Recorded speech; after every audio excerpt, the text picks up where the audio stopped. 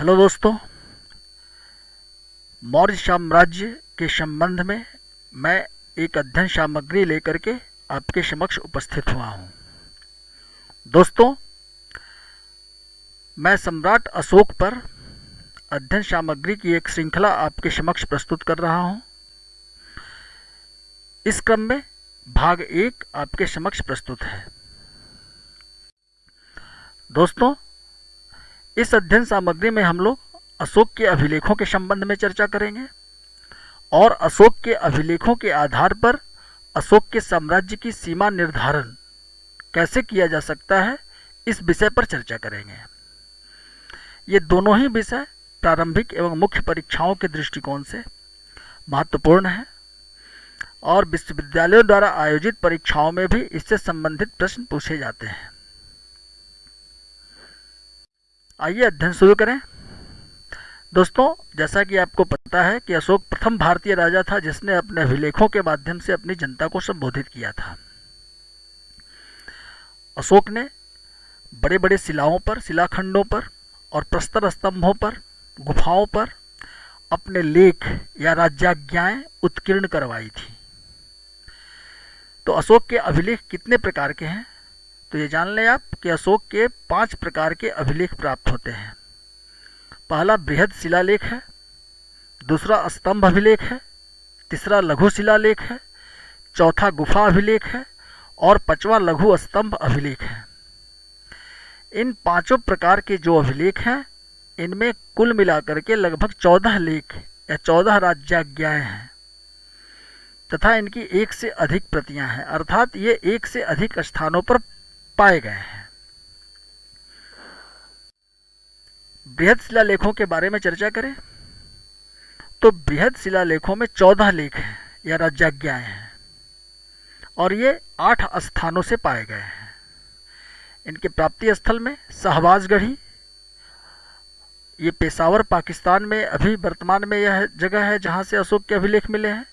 मानसेरा या मानसेहरा, ये हजारा पाकिस्तान में ये भी जो है सो वहाँ का स्थल है जहाँ से अशोक के अभिलेख प्राप्त हुए हैं, शिलालेख, बृहद शिलालेख।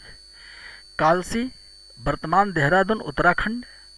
धौली, जौगढ़, ये दोनों उड़ीसा में ये स्थल हैं जहाँ से अशोक के बृहद शिलालेख प्राप्त हुए हैं। सोपारा, पालघर, महाराष्ट्र से अशोक के ये बृहद शिलालेख मिले हैं। यर्रागुड़ी, करनूल, आंध्र प्रदेश और गिरनार, जूनागढ़, गुजरात, इन 8 स्थानों से अशोक के बृहद शिलालेख प्राप्त होते हैं और प्रत्येक शिलालेखों में 14 लेख या राज्याज्ञाएं हैं। स्तंभ अभिलेख, बृहद शिलालेखों के अतिरिक्त अशोक के स्तंभ अभिलेख भी हैं। इन स्तंभ अभिलेखों में 7 लेख या राज्याज्ञाएं हैं और ये 6 स्थानों से पाई गई हैं। दिल्ली मेरठ, पहले यह मेरठ में था। फिरोज शाह तुगलक वंश का जो सुल्तान था उसने इसे दिल्ली में स्थापित कराया था। दिल्ली टोपरा, पहले यह हरियाणा के अंबाला जिले में था, इसे भी फिरोज शाह तुगलक ने दिल्ली में स्थापित करवाया था। लौरिया अरेराज, लौरिया नंदनगढ़, रामपुरवा, ये 3 जगहों से अशोक के स्तंभ अभिलेख प्राप्त हुए और तीनों जगह जो है सो चंपारण जिला बिहार में स्थित है। इलाहाबाद पहले कौशाम्बी में था, इसे अकबर ने इलाहाबाद के किले में स्थापित करवाया है। लघु शिलालेख भी अशोक के मिलते हैं जो छोटे छोटे चट्टानों पर उत्कीर्ण कराए गए हैं। ये विभिन्न राज्यों से प्राप्त होते हैं, जैसे मध्य प्रदेश से रूपनाथ, रूपनाथ जबलपुर जिला, गुर्जरा दतिया जिला से जो है सो मध्य प्रदेश में ये लघु शिलालेख मिले हैं। कर्नाटक में मास्की, ब्रह्मगिरी, सिद्धपुर, जटिंग रामेश्वर, गावीमठ, स्वर्णगिरी, इन 6 स्थानों से अशोक के लघु शिलालेख प्राप्त होते हैं कर्नाटक में। आंध्र प्रदेश में यर्रागुड्डी, करनूल, राजुल मंडगिरी, करनूल, 2 स्थानों से अशोक के लघु शिलालेख प्राप्त होते हैं। राजस्थान में भाब्रू, जयपुर के पास से लघु शिलालेख मिले हैं और बिहार के सासाराम से लघु शिलालेख प्राप्त होते हैं। उत्तर प्रदेश में अहरौरा, मिर्ज़ापुर के पास, और कौशाम्बी, जिसे रानी का अभिलेख भी कहा जाता है, लघु शिलालेख। इसमें अशोक की पत्नी कारुवकी के दान का उल्लेख है। अफगानिस्तान से कंधार, सारेकुन्हा, अरेमाइक एवं यूनानी भाषा, यह 2 भाषाओं में लिखित है ये लघु शिलालेख। नेपाल की तराई में निगलिया सागर, रुमिनदेई, इन 2 स्थानों से अशोक के लघु शिलालेख प्राप्त होते हैं। गुफा अभिलेखों में बिहार के गया जिले में बराबर की पहाड़ियों में 3 गुफाओं पर अशोक के लेख उत्कीर्ण हैं। अशोक ने इन गुफाओं को आजीवक संप्रदाय के अनुयायियों को दान में दिया था, खास करके सुदामा गुफा। नागार्जुनी की पहाड़ियाँ यह भी गया में है। यहाँ भी मौर्य काल की गुफाएं मिलती हैं जो मौर्य काल में बनाई गई हैं। इसके अतिरिक्त अशोक के लघु स्तंभ अभिलेख भी प्राप्त होते हैं देश के विभिन्न भागों से, जैसे कि सांची से मध्य प्रदेश में, सारनाथ वाराणसी उत्तर प्रदेश में, रोमिनदेई नेपाल से, कौशाम्बी इलाहाबाद से, उत्तर प्रदेश में, ये कौशाम्बी उत्तर प्रदेश इलाहाबाद, और ब्रह्मगिरी सिद्धपुर एवं जटिंग रामेश्वर कर्नाटक। इसके अतिरिक्त अन्य स्थानों से भी अशोक के लघु स्तंभ अभिलेख प्राप्त होते हैं। दोस्तों, इन अभिलेखों में जो तथ्य या बातें उल्लिखित हैं, आगे अध्ययन के क्रम में हम इन पर चर्चा करते रहेंगे, लेकिन विशेष रूप से अशोक के जो चतुर्दश शिलालेख हैं, बृहद शिलालेख, उनमें उन लेखों में जो बातें उल्लिखित हैं, उत्कीर्ण की गई हैं, उन पर एक नज़र डाल लेते हैं। पहले जो पहला शिलालेख है बृहद शिलालेख का, उसमें पशु बलि की निंदा की गई है। राजकीय रसोई के लिए पशु वध को सीमित किया गया है इसमें। दूसरा शिलालेख मानव एवं पशुओं की चिकित्सा व्यवस्था का वर्णन करता है। तीसरा शिलालेख रज्जुक युक्त एवं प्रादेशिक संज्ञक अधिकारियों को प्रति 5 वर्ष पर दौरे पर जाने का निर्देश इसमें दिया गया है। चौथा शिलालेख युद्ध विजय के स्थान पर धम्म विजय की घोषणा अशोक करता है इसमें। 5वां शिलालेख राज्याभिषेक के 13वें वर्ष धम्म महामात्रों की नियुक्ति का उल्लेख इसमें मिलता है। 6ठा शिलालेख आत्मनियंत्रण और लोकहित की सर्वोच्चता इसमें बताई गई है। 7वां शिलालेख सभी धर्म एवं संप्रदाय के व्यक्तियों को एक स्थान पर रहने का निर्देश देता है। 8वां शिलालेख राज्याभिषेक के 10वें वर्ष अशोक बोधगया की यात्रा पर गया था, उसका उल्लेख मिलता है। और इसमें ब्राह्मणों एवं श्रमणों, माने ब्राह्मणों हिंदू धर्म के अनुयायी और ये श्रमण बौद्ध धर्मानुयायियों, दोनों के कल्याण हेतु कार्य करने का निर्देश देता है 8वें शिलालेख में। इसमें यह भी उल्लेख है कि अशोक 256 रातें धर्म यात्रा में बिताया था। 9वां शिलालेख दासों तथा सेवकों के प्रति शिष्टाचार की बात करता है कि शिष्ट आचरण करना चाहिए दासों तथा सेवकों के प्रति, और शिष्टाचार के नियमों की भी व्याख्या इसमें की गई है। 10वें शिलालेख में प्रजाहित में कार्य पर बल दिया गया है कि प्रजाहित के कार्य किए जाने चाहिए। 11वें शिलालेख में धम्मदान का वर्णन मिलता है। 12वें शिलालेख में स्त्री महामात्रों एवं वज्र भूमिकों की नियुक्ति तथा धार्मिक सहिष्णुता की चर्चा करता है। 13वां शिलालेख ये सबसे बड़ा शिलालेख है। इसमें कलिंग युद्ध का वर्णन है और कलिंग युद्ध से हृदय परिवर्तन एवं सीमावर्ती आवटिक जातियों को चेतावनी देता है अशोक, जो अव्यवस्था उत्पन्न कर रहे हैं सीमाओं पर उनको। 13वें शिलालेख में इसकी चर्चा है। 14वां शिलालेख धम्म के प्रचार हेतु शिलाओं पर धम्म के तथ्यों को का लिपिबद्ध करवाया जाना, इस बात का उल्लेख मिलता है 14वें शिलालेख में। अभिलेखों से संबंधित कुछ महत्वपूर्ण तथ्य भी आप जान लें कि अभिलेखों की भाषा प्राकृत है, जो आम जन की भाषा थी, ताकि जनता आराम से इसे पढ़ और समझ सकें।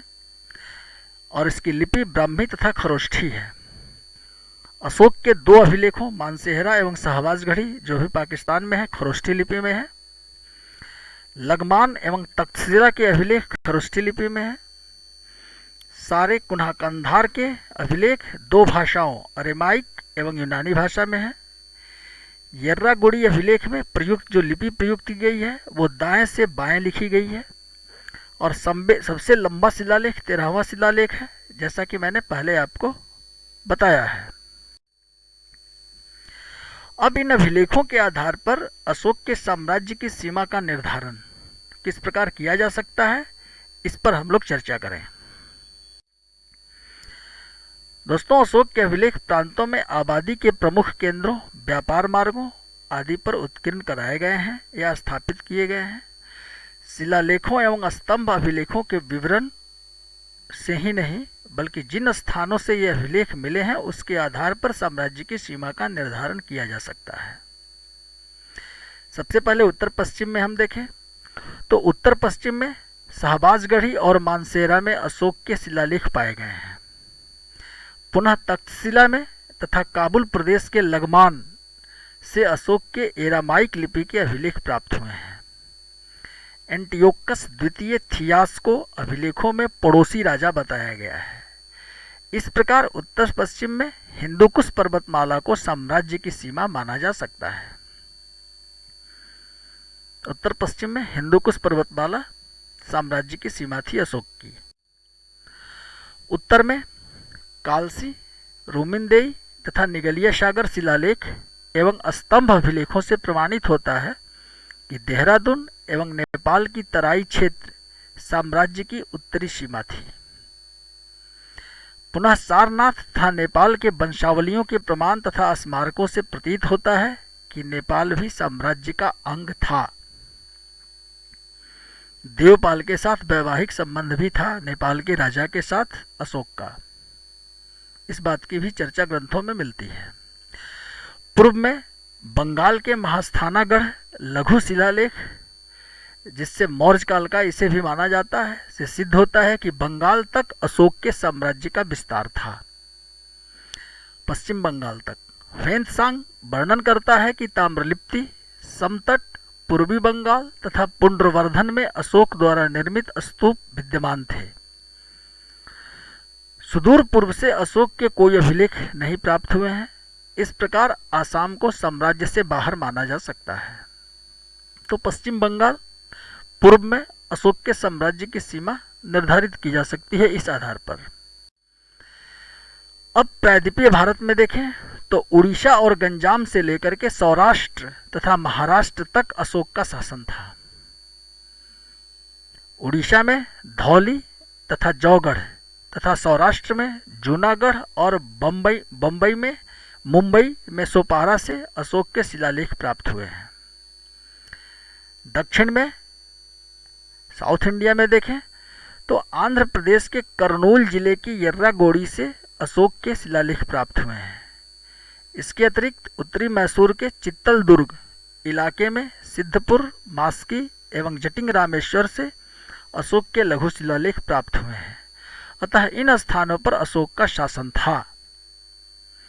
अशोक के अभिलेखों में चोल, केरल पुत्रों, सतीपुत्रों तथा पांड्यों का वर्णन स्वतंत्र सीमावर्ती राज्यों के रूप में किया गया है। इससे स्पष्ट है कि सुदूर दक्षिण के क्षेत्र चोल, चेर और पांड्य राज्य में ये अशोक के साम्राज्य में ये शामिल नहीं थे। ये स्वतंत्र राष्ट्रों के रूप में अभिलेखों में इनका विवरण मिलता है। इस प्रकार कहा जा सकता है कि पश्चिमोत्तर में हिंदू कुश से लेकर नेपाल, उत्तर प्रदेश होते हुए पूर्व में बंगाल तक अशोक का साम्राज्य था। दक्षिण में कर्नाटका तथा आंध्र प्रदेश के उत्तरी हिस्से भी साम्राज्य में शामिल थे। सुदूर पूर्व साम्राज्य में शामिल नहीं था। इसी प्रकार सुदूर दक्षिणी क्षेत्र भी साम्राज्य में शामिल नहीं था। दोस्तों, इस अध्ययन सामग्री के आधार पर आप अपना नोट्स मुख्य परीक्षाओं के लिए आराम से तैयार कर सकते हैं। ये अशोक के कुछ अभिलेखों के प्राप्ति स्थल जो मानचित्र पर उनका अंकन किया गया है, इसका आप अवलोकन कर लें। अगली सामग्री जो मेरी वीडियो सामग्री होगी वो धम्म से, अशोक के धम्म से संबंधित होगी। दोस्तों, यदि आपको मेरा यह वीडियो उपयोगी लगा है, अध्ययन सामग्री उपयोगी लगी है, तो मेरे इस वीडियो को लाइक करें और मेरे चैनल को सब्सक्राइब करें तथा इसके सामने बने बेल आइकन को दबाएं ताकि मेरी अगली प्रस्तुति की सूचना आपको आसानी से प्राप्त हो सके। अपने कमेंट के माध्यम से आप इस वीडियो सामग्री के प्रति अपने विचार हमें अवश्य बताएं। धन्यवाद।